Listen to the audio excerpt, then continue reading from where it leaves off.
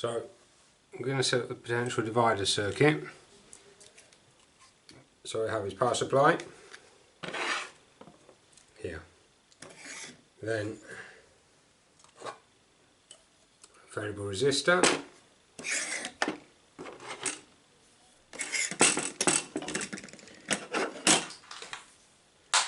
connect up circuit from the power supply straight into the variable resistor through the whole resistance coil.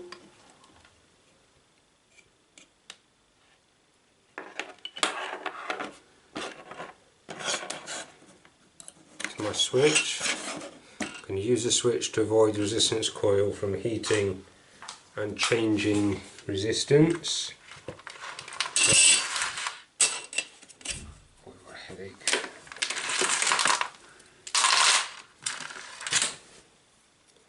Back to power supply. So in effect what I have here is one complete circuit going through the resistor coil, then going from the metal bar, so I have a path through the resistor coil through part of the metal bar, so I can vary the resistance of this part of the circuit. Here in this ammeter we're going to be measuring the current that, make sure we can see what the numbers are.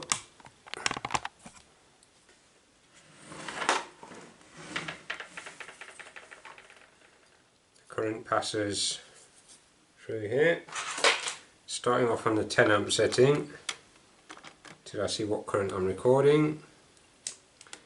Crocodile clip, I'm going to place gripping the copper bar, another crocodile clip from the copper bar, and then we'll go back to the switch and to the power supply. Okay, like this I can divide the potential difference, the total potential difference from the cell, I can divide it by moving this up and down. Okay, so current will start off on the 10 amp setting there, which we can see, I hope. Yeah, I've got current flowing, wrong direction, so I'm going to swap these round. Okay, range of currents, I'm at 2 amps and down to almost 0. So I'm going to keep myself on the 10 amp setting because I'm going to go above 200 milliamps.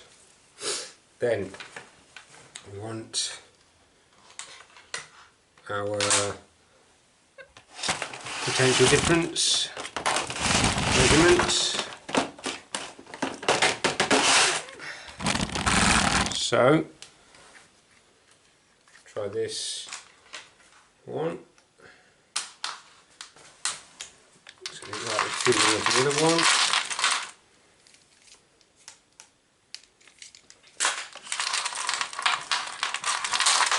And we're in a common hole, and we're in the milli volts hole, common and volts, and we'll start off on 20 volts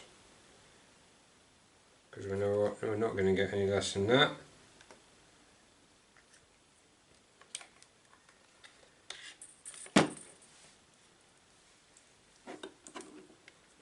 See what readings we get from this, and we'll connect that in parallel to this piece of wire that we're interested in measuring, and our battery there.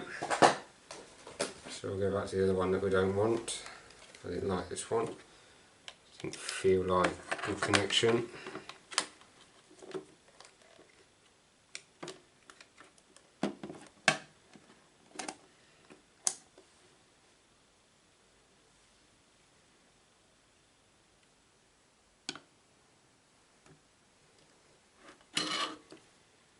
Now from volts, hardly seen anything there. Let's go down to the millivolts.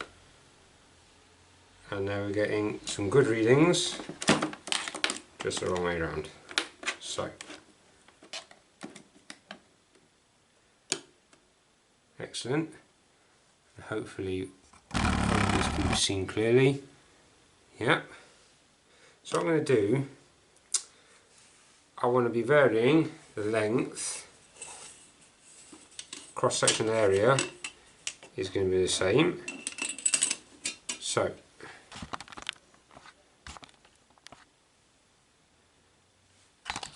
see if I can get all of this in the camera. So here, through the actual bar at the moment we've got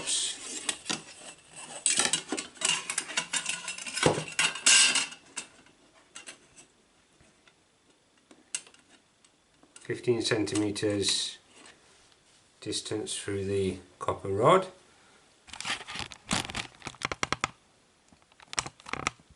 And hopefully there, yeah, we can see the values. So what I'm going to do, I'm going to do very little bit the potential difference.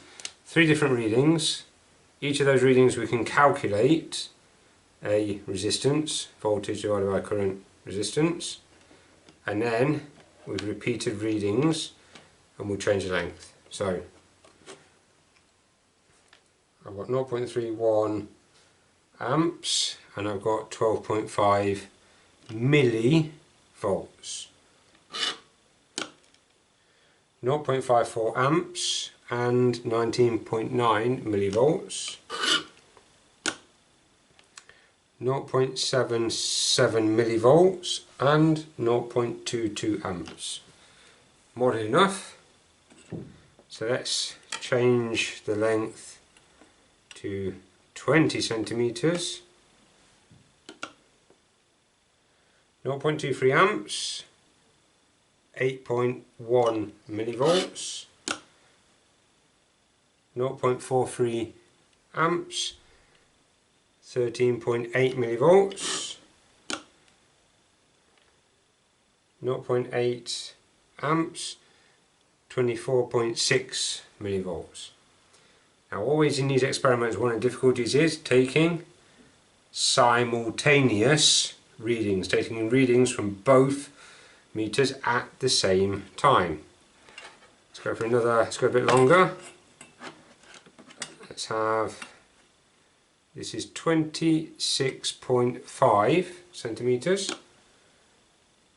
0.8 amps, 22.4 millivolts, 0.3 amps, 7.3 millivolts, 0.18 amps, 4.3 millivolts. And let's go for a shorter distance. So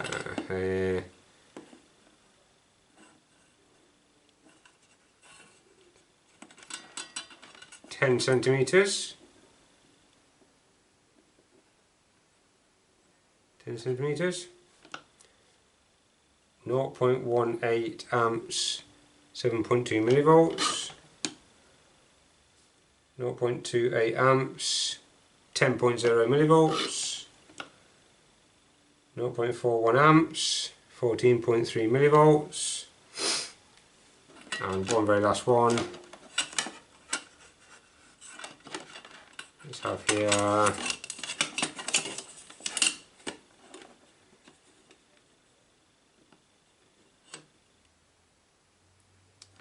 4 centimeters. 4 centimeters. So 0.39 amps,